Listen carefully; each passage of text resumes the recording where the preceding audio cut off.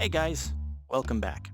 Today we're going to be exploring how you can more easily create sticky notes within the 1.8 update.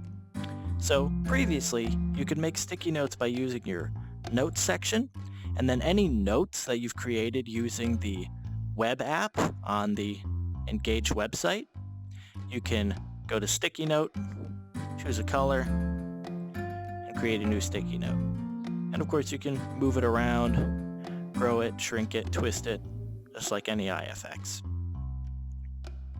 But if you want to make a new sticky note on the fly, you can use your new wristwatch, hit that sticky note, and that just brings up a keyboard right there for you.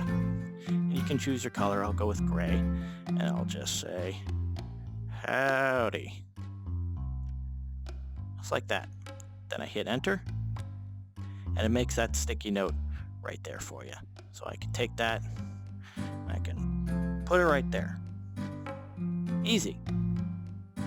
So once again, if you want to make sticky notes out of things that you've already typed up on your web browser, you want to create them here on the notes page.